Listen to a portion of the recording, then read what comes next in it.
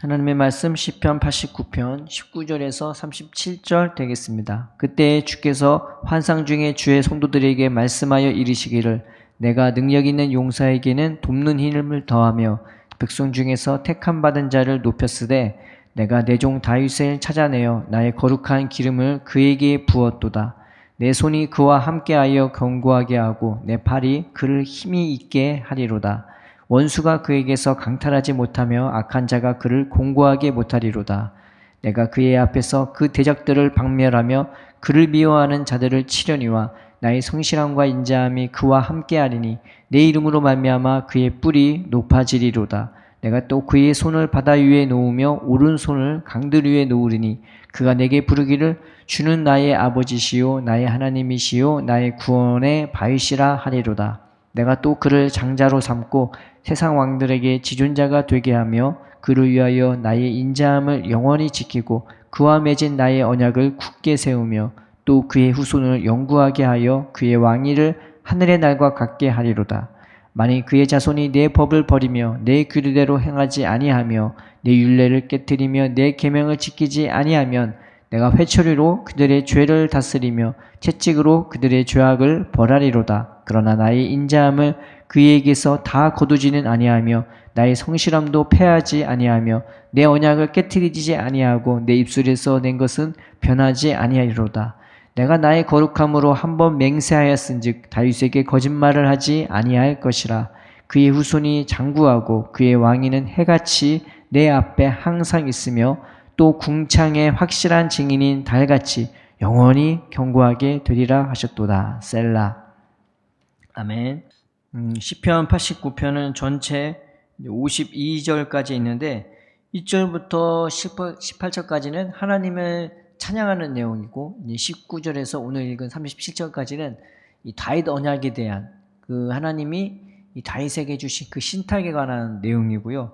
나머지 부분은 52절까지 38절부터 52절까지는 이제 그 다윗 언약과 전혀 상반된 현실이 괴롭고 고통스러운 상황에서 하나님께 쓴 탄원시가 되는 것입니다. 오늘 두 번째를 할 건데 어제 말씀을 요약하자면 하나님은 신들이 두려워하는 신들 중에 신들보다 훨씬 상대가 안 될 정도로 높으신 정말 그런 분이시고 그런 하나님이 이제 흑암의 세력도 밟아버리시고 그 흑암의 세력조차 평정하시는 분이시며 이 자연 만물도 다 창조하시고 다스리시는 그리고 충만케 하시는 분이라고 하였습니다. 근데 그 하나님이 이스라엘 백성에게는 그 사랑의 대상, 사랑으로 두려운 대상이 되어버린 거죠. 그래서 이스라엘 백성에는 인자하심과 성실함으로 대해주신다고 하셨습니다. 그 인자하심이란 우리식으로 얘기하자면 은혜와 사랑을 얘기하는 거고 그 성실하심은 하나님의 진실하심, 신실하심,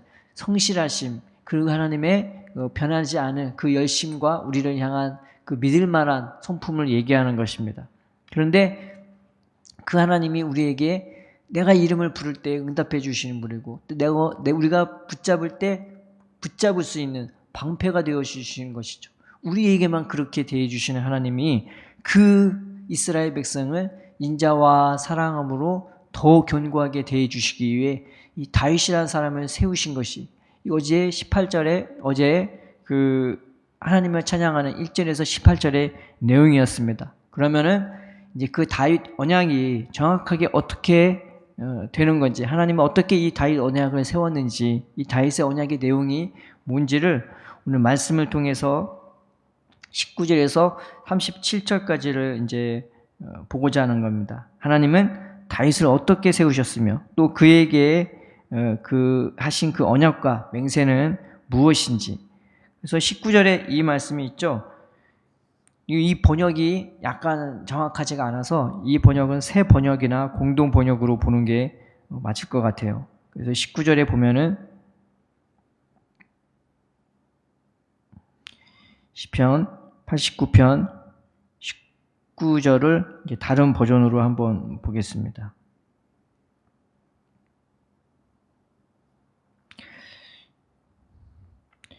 이제 새 번역에는 이렇게 나왔어요. 오래전에 주님께서는 환상 가운데 나타나시어 주님의 성도들에게 말씀하셨습니다. 내가 용사들 위에 한 젊은 용사를 세우고 백성들 위에 내가 선택한 용사를 높이 세웠다. 그게 다윗이란 내용이죠. 공동 번역에는 이렇게 적혀 있습니다. 그 옛날 당신께서 스스로 나타나시어 당신의 성도들에게 말씀하셨습니다. 나는 내 백성의 막내 동이를 드러높이고 그 용사에게 면류관을 씌워주었다.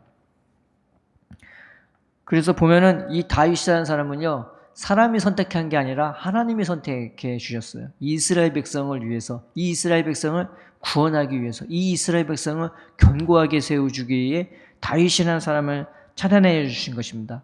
다윗 이전에 사울이 있었는데요. 이 사울이라는 사람은 그 사람들이 보기에 그 사람들의 기준에 적합한 사람이었습니다. 키가요, 보통 사람보다 머리 하나는 더 컸고요. 그 당시에 블레셋이 이스라엘 백성을 괴롭혔는데 그 이스라엘 백성 중에 거인이 있지 않습니까? 거인이 이 블레셋에 남아 있었는데 이제 그것에 대적할 만한 그 적절한 조건을 가진 사람이 사울이었어요.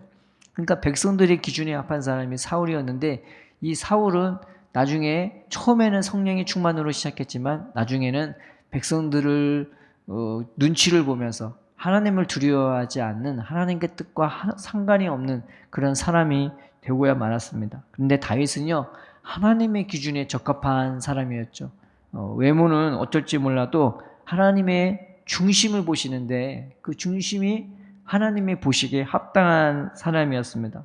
그래서 하나님이 20절에 보면은 내가 내 종 다윗을 찾아내어 나의 거룩한 기름을 그에게 부었도다. 사무엘이라는 그 시대의 사사요 선지자가 이 다윗에게 몰래 가서 기름을 부었죠.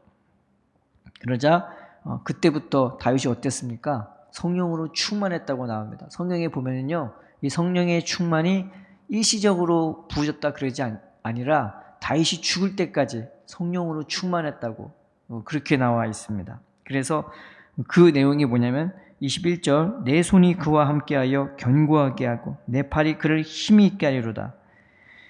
그 견고하게 한다는 말이 수동태고요. 그 다음에 힘이 있게 한다는 말이 이거는 강조형입니다. 그러니까 하나님이 이게 미완료형인데 둘 다 한 번, 두 번 그를 붙들어주고 그를 강하게 하고 그를 힘있게 하고 견고하게 하는 것이 아니라 그가 죽을 때까지 성령이 충만하니까 하나님의 능력이, 하나님의 힘이, 손이, 팔이 그를 계속 붙들어주는 거예요. 그러니까 날마다 힘이 있어지고 견고해지고 강해지는 거예요. 그래서 이스라엘 백성을 구원하고 그래서 이스라엘 백성을 세워주시려고 그렇게 하신 거죠.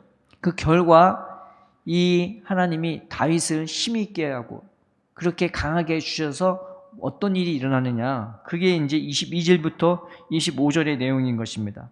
22절 보면은 원수가 이 다윗을 건들지를 못해요. 다윗이 원수에게 겁을 내지 않아요. 그리고 또 하나, 다윗이 이제는 그 대적들을 찾아다니면서 박멸하는 거예요. 이 이스라엘 백성을 건드리고 이 이스라엘 백성을 슬프게 만들고 이스라엘의 그 재물과 이스라엘이 힘들게 수고한 그 농작물을 뺏어가는 그 원수들을 이제 다윗이 정복하기 시작한 것입니다. 그래서 다 정복해요. 그리고 하나님이 이 전쟁으로 말미암아 이 다윗을 높여주기 시작해요. 또 이 이스라엘 백성을 향한 이 다윗의 신실하심과 이 다윗의 그 성실로 이 다윗을 높여주세요. 얼마나 사랑이 많은지, 얼마나 인덕이 많은지, 고난 가운데서도 저 백성을 구원해주고 왕이 되었을 때도 변함없이 이스라엘 백성을 사랑하고 아끼고 구원해주는 이 이스라엘 백성 중에 다윗이 하나님이 높아주고 또 그 세계 열방 중에서도 이 다윗이라는 사람의 이름이 높아집니다. 하나님이 그를 그렇게 높여주셔서 이 이스라엘 나라 자체를 같이 높여주시는 거예요. 이게 하나님의 역사였던 것입니다. 그리고 25절에 보면은 내가 또 그의 손을 바다 위에 놓으며 내 오른손을 강들 위에 놓으리니, 성경의 창세기 2장에 하나님이 동방의 에덴에 동산을 창조하시고 그 에덴에서 한 강줄기가 나와서 이 동산을 적시고 네 근원이 됐죠. 그 강들 이름이 피시온, 그 다음에 유브라데, 그 다음에 히데겔, 그렇게 되는 건데 한 군데 갑자기 생각이 안 나네. 이 네 군데의 강의 이름이 한 군데는 애굽에 있고 두 군데는 애굽에 있고 두 군데는 이 유브라다와 히데겔, 메소포타미아 문명 지역의 두 강줄기입니다. 그런데 이 강과 바다라는 표현이 바로 이 애굽에서부터 이 유브라데까지의 그 지역을 이루는 말이에요. 그래서 하나님이 아브라함에게 주겠다고 맹세한 땅이 바로 이 강에서 바다까지의 지역을 통틀어서 말하는 겁니다. 근데 하나님이 그거를 온전히 주신 것이 이 다윗 때예요. 다윗이 이 아브라함과 이삭과 야곱에게 창세기 2장에 나온 그 지역을 온전히 회복해 주는 거죠. 이것은 하나님이 이 예수님을 통해 우리의 심령을 회복해 주시고 그 성령 충만한 모습을, 원래의 우리의 모습을 회복시켜 주겠다는 그 예표가 되기도 하는 것입니다. 그런데 이 다윗 때에요, 정말로 저 메소포타미아 지역까지, 그리고 저 애국가까지 그 영향력을 발휘하고 그 땅을 온전히 정복해 버리는 겁니다. 그러니 그 땅에 얼마나 놀라운 은혜가 임했겠어요. 그들을 괴롭혔던 모든 원수를 이 다윗 때에 정복하고요. 그리고 그 영향력을 이 밑에서부터 끝까지 다 발휘하는 거예요. 그래서 다윗 때에는 어떤 은혜가, 이 결과로 말미암아 어떤 은혜가 있었느냐. 이걸 통해서, 이제 다윗을 통해서 이 나라의 모든 걱정, 근심, 염려가 다 없어진 거죠. 이 능력이 어디서 나왔겠습니까? 이 힘이 어디서 나왔겠습니까? 이 이스라엘 백성의 구원은 어디서 나왔냐면 다윗에게 나왔었고, 이 다윗의 그 힘과 능력은 다윗과 하나님의 관계에서부터 이제 나온 겁니다. 그게 26절, 27절이에요. 다윗은 하나님을 뭐라고 부르냐면 나의 아버지, 나의 하나님, 나의 구원의 반석이라고. 다 나의 하나님, 나의 아버지, 나의 힘, 나의 생명, 나의 찬양, 나의 뿔. 그런 말이 다윗의 고백이었어요. 다윗은 누구를 자기 입술에 붙이지 않고 하나님만 내 하나님이라고 늘 그의 고백과 그의 찬양을 보면, 그의 시를 보면 이제 알 수가 있습니다. 그런데 하나님도 이 다윗을 어떻게 부르냐? 나의 장자, 님의 세상의 지존자로 부르시는 거예요. 하나님이 이 다윗을 알고 다윗은 하나님을 아는 거예요. 하나님이 어떤 분인지를 아니까 다윗은 늘 믿음으로 살 수 있었고 늘 사랑으로 살 수 있었습니다. 그 하나님이 얼마나 사랑이 많고 은혜가 많은지 이 다윗은 늘 경험했기 때문에 하나님은 다윗은 하나님의 그 어떤 신을 부르지도 찾지도 않고 하나님만 부르고 하나님만 찾았고 하나님을 통해서만 일을 했던 겁니다. 그런 다윗이 하나님의 마음에는 얼마나 흡족하겠습니까? 그러니까 그 다윗을 나의 장자라고, 그리고 세상의 지존자로 하나님이 불러주는 것입니다. 하나님은 이런 다윗을 통해서 이스라엘을 구원해 주시고 그 나라를 굳건하게 세워주셨으며 또 그 나라를 영원토록 붙잡아 주시기 위해서 다윗 한 사람으로 말미암아 그 영원한 언약과 맹세를 해주십니다. 이 다윗을 그렇게 언약하고 맹세를 해주시겠다는 것은 이스라엘 백성을 그 다윗의 그 사랑과 은혜 안에 거하게 해주겠다는 하나님의 그 계획인 것입니다. 다윗의 언약이 뭐냐? 다윗 언약이 뭐냐? 하나님이 이 다윗의 왕조로 영원히 세워주시겠다는 내용인 것입니다. 그래서 28절에서 29절이 그 내용이에요. 하나님이 이 다윗의 왕조를 영원토록, 그 다윗의 후손을 통해서 이 다윗 왕가를 영원토록 세워주시겠다는 표현입니다. 그 날이 어느 정도냐? 하늘의 날과 같대요. 하늘의 날은 곧 하나님의 날과 같은 것입니다. 성경에서 이 표현이 여기밖에 없어요. 그 정도로 하나님께서 확실하게 자기의 그 힘과 생명과 능력으로 이 다윗의 왕가를 세워주셔서 이스라엘을 다스려 주시고 이스라엘을 붙들어 주시겠다는 내용입니다. 그래서 이 다윗 언약의 첫 번째 특징이 하나님이 영원토록 세워주시겠다는 것. 이게 첫 번째고, 36절에서 37절은 이 다윗 왕가를 하나님이 어떻게 세워주시냐. 해와 달이 궁창의 증인인 것처럼 이 다윗 왕가가 하나님이 증인이 되어서 하나님 앞에 그 증인같이 영원토록 견고하게 세워주시겠다는 겁니다.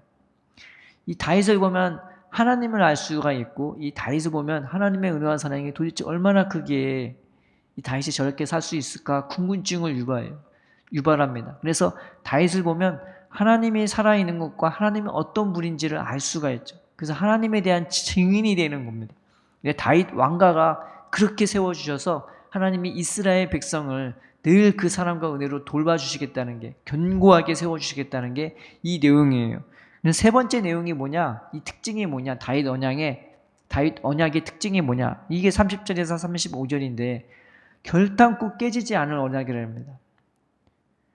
이게 다윗 언약의 특징이에요. 이 언약과 맹세는 깨지지 않을 것이다.